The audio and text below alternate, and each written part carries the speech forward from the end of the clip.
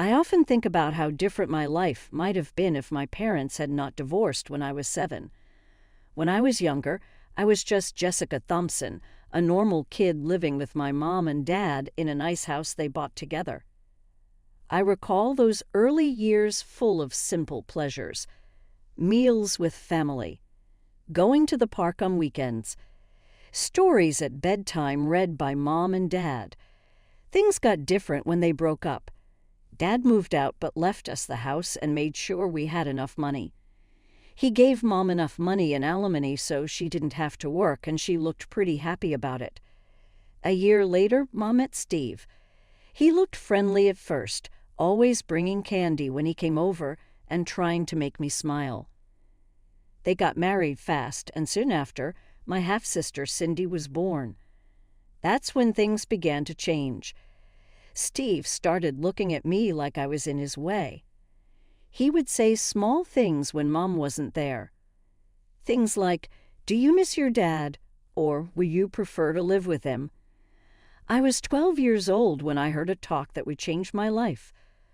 "Listen," Steve said, his voice quiet but strong. "I received a promotion at work. My salary is almost twice as much now. You don't have to work or worry about Jessica's child support." "But that money is helpful," Mom said. "It covers many things." "Let's go, Sarah," Steve said. "Jessica would be better off with her dad. Also, wouldn't it be great to just think about our family? About Cindy?" I will always remember how she agreed without thinking twice. "You are correct. I will call Mark tomorrow about taking Jessica." I was standing in the dark, my hand over my mouth to stay quiet. The glass of water I wanted was left behind as I thought about what I just heard. My own mom was giving me up because she didn't need my dad's money anymore. Now that I think about it, I wonder if they knew I was listening to that talk. Mom pretended she was helping me when she said I would be living with Dad. "You will find more chances there," she said, like she wasn't just trying to get rid of me because I was becoming a money problem. Dad hugged me tightly, happy to see me, without asking anything. He made a room for me in his apartment, painted it my favorite color, and filled the bookshelf with all the series I liked to read. That first night at his place, he sat on the edge of my bed and said, "I'm sorry things turned out like this, kiddo. I want you to know that you will always have a place with me. Always." Those words helped me stay steady in the years that came after. While Mom focused on her new family and only called for holidays, Dad was there for everything. Plays at school, meetings between parents and teachers. The moment I felt sad when my first crush didn't like me back. He made sure I got into a good private school, encouraged my interests, and never made me feel like I was a burden. When college applications came around, he sat with me night after night, reviewing essays and helping me research schools. I still remember the day my acceptance letter from Princeton arrived. Dad's eyes were welling up as he read it. "You did it, kiddo," he said, pulling me into a bear hug. "I always knew you would." College was expensive, but Dad never complained. "Your education is my priority," he'd say whenever I brought up the cost. Those 4 years flew by, and before I knew it, I was graduating with honors and had landed a job at one of the top consulting firms in the city. I rented a nice apartment downtown, not too far from Dad's place. We had dinner together every Sunday, just like we had since I was 12. He'd ask about my work, and I'd tell him about my latest projects. Sometimes we'd just sit in comfortable silence, watching old movies like we used to when I was in high school. Everything was perfect until it wasn't. The diagnosis came out of nowhere. Stage 4, pancreatic cancer. 6 months, the doctor said. They were optimistic. Dad only made it 4. I was 28 when I lost him. The last few weeks were brutal. I took leave from work to be with him in the hospital. One night, near the end, he squeezed my hand and said, "You were the best thing in my life, Jessica. Never forget that. After he passed, I discovered he'd left me everything. His beautiful apartment in the city center, $700,000 in his accounts. I couldn't even think about the money. I just missed my dad. A month after the funeral, my phone rang. I almost dropped it when I saw Mom on the caller ID. Jessica. Her voice was hesitant. I heard about your father. I'm so sorry. I hadn't heard from her in years. Thanks, I managed to say. I know this might not be the best time, but Steve passed away too recently. Heart attack. She paused. I've been thinking about you a lot. Maybe it was grief making me vulnerable, or maybe I just wanted to believe people could change, but I found myself agreeing to meet her for coffee. One coffee turned into regular visits. I met Cindy properly for the first time since she was a baby. She was 21 now, bouncing between job interviews and seemingly directionless. Mom was working as a cashier at the local supermarket, a far cry from her days of not needing to work. I started visiting them several times a month. I told them about my travels, weekend trips to different states, my vacations in Europe. I always brought them gifts, designer clothes for Cindy, nice perfumes for Mom. Little luxuries they couldn't afford themselves. It felt good, in a way, being able to share my success with them. It became a routine. I couldn't show up at Mom's place empty-handed. Even if I was just dropping by for a quick coffee, I'd feel guilty if I didn't bring something. The local mall became my regular stop before any visit. Cindy especially loved the clothes I brought back from Europe. Her eyes would light up every time I pulled something out of my suitcase. "Oh my God, Jess, is this really from that boutique in Paris?" She'd squeal, holding up whatever designer piece I'd brought her. At first, I enjoyed their reactions. Maybe I was trying to buy the affection I never got as a kid.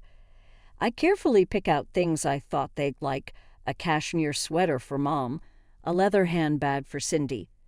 Then one day I decided to ask what they actually wanted. "Oh, I couldn't possibly," Mom started, looking down at her coffee cup. "Maybe just some new towels from Target." Cindy was equally hesitant at first. Maybe some drugstore makeup. But something shifted after that. The requests started getting bigger, more frequent. Mom went from asking for towels to texting me entire shopping lists. "Hey, honey," one text read, "when you're in Milan next month, could you pick up that Gucci bag we saw online? And Cindy really needs new winter clothes. Prada would be nice. Oh, and we're running low on groceries." I stared at my phone, my stomach turning. The lists kept getting longer, more demanding. It wasn't just luxury items anymore. They expected me to cover their basic expenses too. One evening, after receiving yet another lengthy list, I decided enough was enough. I drove to their house, determined to have a serious conversation. "Mom, Cindy, we need to talk about these requests," I said, sitting at their kitchen table. Mom shifted uncomfortably in her chair. "What do you mean, sweetie?" "The lists," I said. "The constant asking for things. It's getting out of hand." "Oh, come on," Cindy rolled her eyes. "It's not like you can't afford it. You're loaded." "That's not the point," I replied, trying to keep my voice steady. "Yes, I have money, but—" "But what?" Cindy interrupted. "You're just going to hoard it all while your family struggles. You've got that fancy apartment, you're always traveling, and you can't help out your poor family. You're rich. Your dad left you all that money, and you're being selfish." I felt my face getting hot. Selfish. That money came from the parent who actually wanted me. The one who didn't trade me away when I became inconvenient. The room went dead silent. "It's my money," I said finally, standing up. "And I'll decide how to spend it." "Real nice, Jess," Cindy spat. Real nice way to treat your family." I walked out, slamming the door behind me. For the next month, my phone stayed silent. No calls. No texts.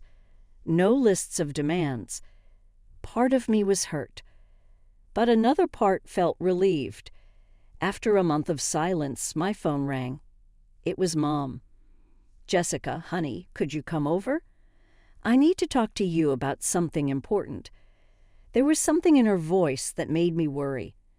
Despite our recent argument, I found myself driving to her house that afternoon. Mom was sitting at the kitchen table when I arrived, looking more subdued than usual. Cindy hovered nearby, her face uncharacteristically serious. "What's going on?" I asked, taking a seat. Mom reached across the table and grabbed my hand. "I've been to see a doctor, Jessica. It's my knee. They say I need surgery right away, a total knee replacement." My stomach dropped. "How serious is it?" "Very," she said, her voice trembling. "The doctor says if I don't get it done soon, I could end up disabled. I wouldn't be able to work anymore." I thought about Dad.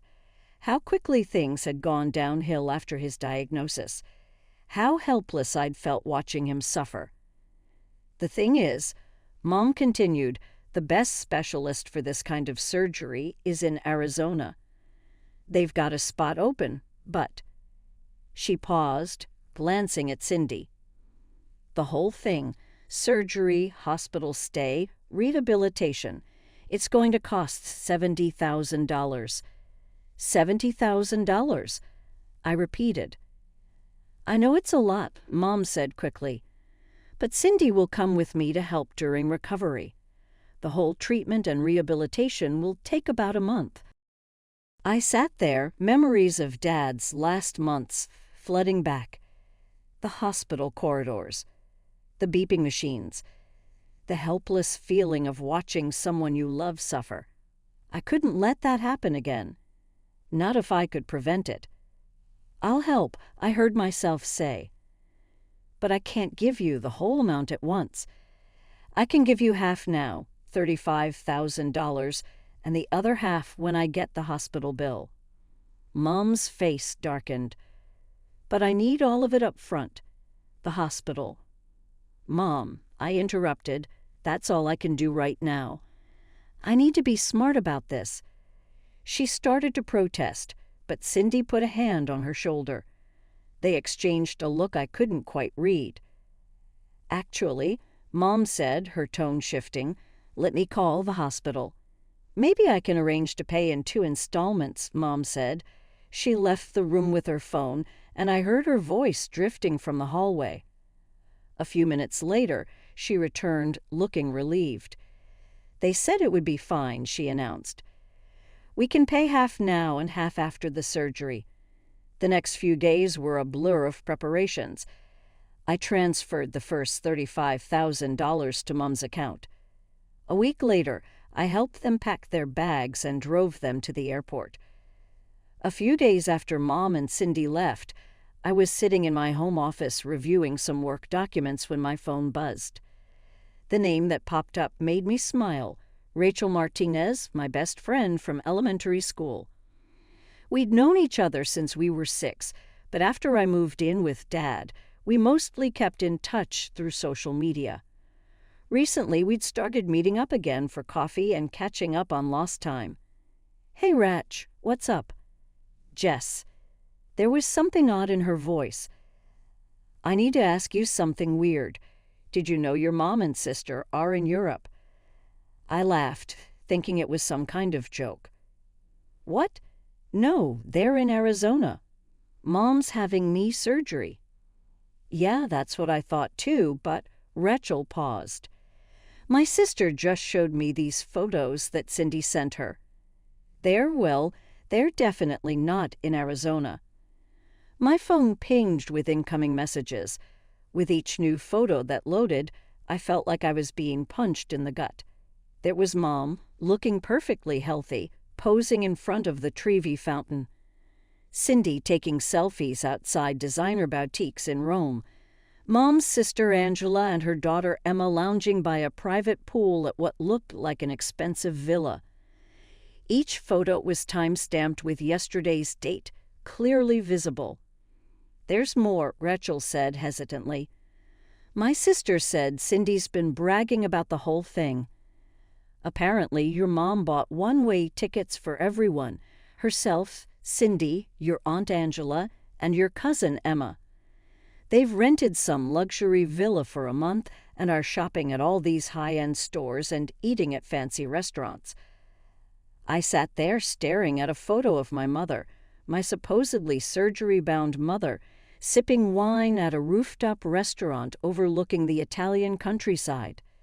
The $35,000 I'd given her for medical expenses was being spent on a European vacation. I spent the night tossing and turning, looking at those photos over and over. How could they do this?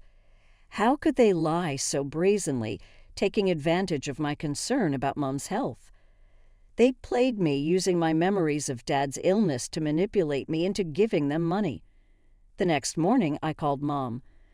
My hands were shaking so hard I could barely hold the phone. "How did the surgery go?" I asked, trying to keep my voice steady. "Oh, it went great. The doctor said everything went perfectly. I'm already starting rehabilitation." I gripped the edge of my desk, my knuckles turning white. The casual way she lied made me feel sick. "That's wonderful," I said, my voice dripping with barely contained rage. "I'd love to talk to your doctor about the procedure." "Could you put him on?" There was a slight pause. "Oh, he's very busy right now, sweetie. Besides, there's no need to bother him." "Look, I need to go. They are calling me for physical therapy." The line went dead before I could respond. I sat there, staring at my phone, a wave of memories washing over me. Mom giving me away at 12 because she didn't need Dad's money anymore. Mom only reaching out after Dad died and left me his estate. Mom sending me shopping lists, expecting me to fund her lifestyle. And now this, the ultimate betrayal. I decided to play along with their charade, calling Mom every day to check on her recovery. Each time she had a new excuse ready. "The doctor's in surgery right now, honey. He's at a conference today. He's seeing other patients. He's off duty until tomorrow." It was like watching a bad play where the actor keeps forgetting their lines and making up new ones on the spot. I started keeping a list of her excuses, partly out of anger, partly because I couldn't believe how ridiculous they were getting. "Mom," I said during one call, trying to sound concerned, "maybe we could do a video chat. I just want to see how you're doing, make sure you're comfortable in the hospital." There was a rustling sound on the other end, probably her covering the phone while she consulted with Cindy about what to say next. "Oh, sweetie, I look terrible right now, all swollen and bruised. Plus, the hospital Wi-Fi is awful. It keeps cutting out." I could hear Italian pop music playing faintly in the background. "Really?" I pressed. "That's strange for a top medical facility." "Well, you know how these things are," she said quickly. "Listen, I need to go. Time for my physical therapy." The next time I called, I decided to try a different approach. "Mom, just send me the hospital bill directly. I'll wire the remaining $35,000 to their account." "No," she said too quickly, too forcefully. Then, softening her tone, "That's not necessary. Just send it to my account and I'll handle everything with the hospital. They know me here now." After that conversation, I stopped calling. Let them sweat a little, I thought. Sure enough, a week later, Mom's number appeared on my phone. I watched it ring, imagining her growing panic as she realized the money might not be coming after all. Then came the text. "Jessica, the hospital is demanding payment immediately. They're threatening to send the bill to collections. Please, we need the money right away." I took my time responding, waiting several hours before typing, "No problem. Just forward me the bill from the hospital, and I'll take care of it immediately." Silence followed. 3 days of it. I knew they were scrambling, trying to figure out what to do next. Then an email arrived in my inbox with the subject line, "Urgent, hospital bill attached." I opened the attachment and almost laughed out loud. They hadn't even tried to make it look legitimate. The letterhead was blurry, clearly copied from some other document. The date was from 6 months ago. The hospital's address showed California instead of Arizona. And most tellingly, the payment details section listed Mom's personal bank account. I stared at this pathetic attempt at forgery, feeling a mix of amusement and deep sadness. I photographed a stack of $100 bills I'd withdrawn earlier that week, arranging them fan-like on my desk. "Got your bill," I wrote back, attaching the photos. "Sending you money." My finger hovered over the send button for just a moment before I pressed it. Game on, Mom, I thought. Let's see what story you come up with next. My phone rang less than an hour after I sent the photos. Mom's name flashed on the screen, and I took a deep breath before answering. Jessica. Her voice was shrill, panicked. "What's going on? Where's the rest of the money? We've been waiting." "Drop the act, Mom," I cut her off, my voice cold. "I know exactly where you are, and it's not in any hospital." "What are you talking about?" "You're in Italy," I said. At a villa, shopping at designer stores, and eating at expensive restaurants with Cindy, Aunt Angela, and Emma. The line went silent for a moment. I could almost hear her mind racing, trying to figure out how to spin this. "How did you?" she started. "Cindy sent photos to Rachel's sister, who showed them to Rachel, who then sent them to me," I said. "Did you really think I wouldn't find out? I've seen everything, the villa, the shopping trips, all of it. You used my father's death, used my grief and guilt about not being able to save him, to scam me out of money for a vacation." Another pause.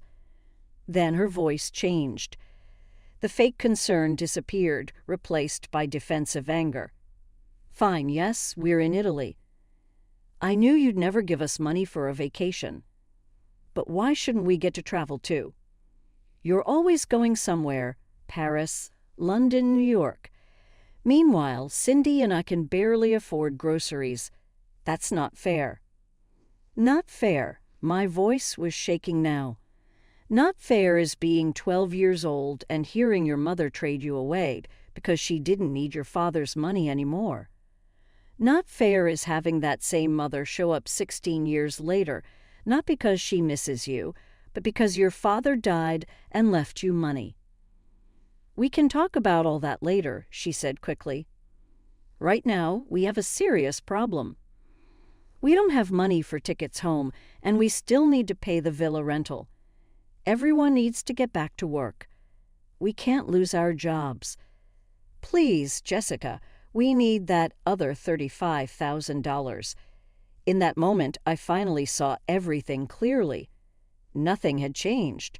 She was still the same woman who'd given me away when I became financially inconvenient. Only now she wanted me back, or rather, she wanted my money back. "That's your problem, not mine," I said flatly. "Goodbye, Mom." I hung up and immediately blocked her number. Then I went through every social media platform, every messaging app, every possible way they could reach me, and blocked them all. Mom, Cindy, Aunt Angela, everyone involved in this scheme. Sitting there in the silence of my apartment, the apartment Dad left me, I felt something shift inside me. The last lingering hope that my mother might actually care about me, might actually want a relationship with her daughter rather than her daughter's money, finally died. 2 weeks after I blocked everyone, my grandmother called. I almost didn't answer.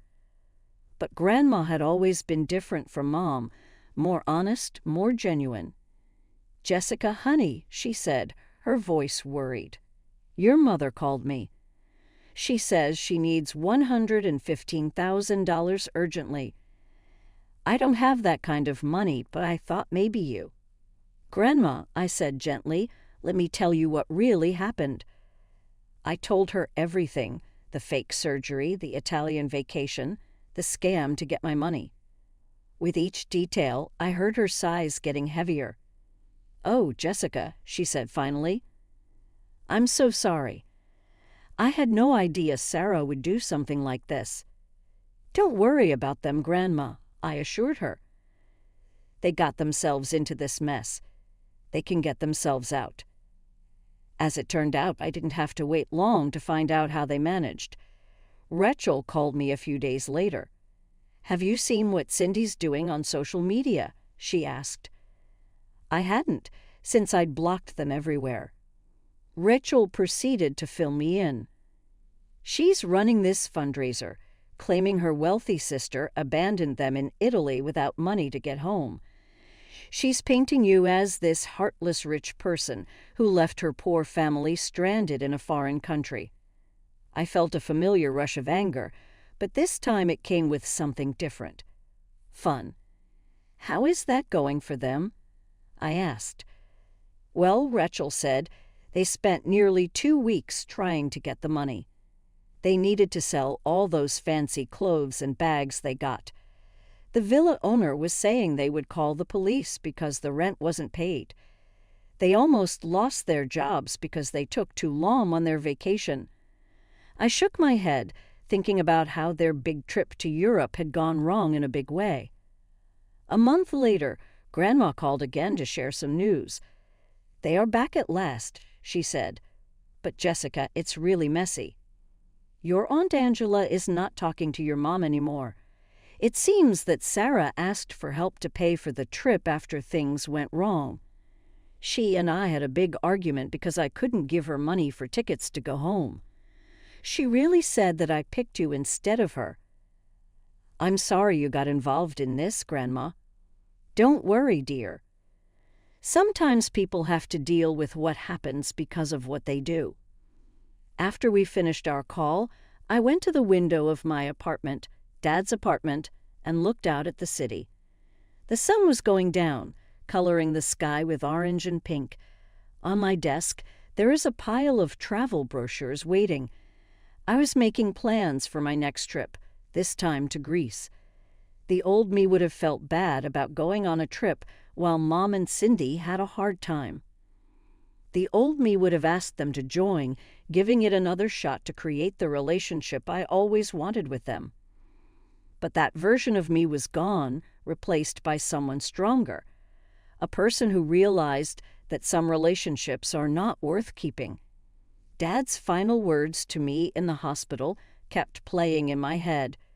"You were the best part of my life, Jessica. Always remember that." I remember. I finally got it. I had been lucky. I was lucky to have one parent who really loved me, who always put me first, and who showed me my own value. Mom and Cindy can keep their plans and tricks. I had my dad's love, his legacy, and most importantly, my self-respect. Right now, my life is calm. I go on trips when I feel like it, put in a lot of effort at work, and hang out with friends who appreciate me for being myself, not for what I can offer them. Sometimes I get little updates about Mom and Cindy from Grandma. They are still having a hard time, still acting like victims, still searching for their next target. But their drama doesn't affect me anymore.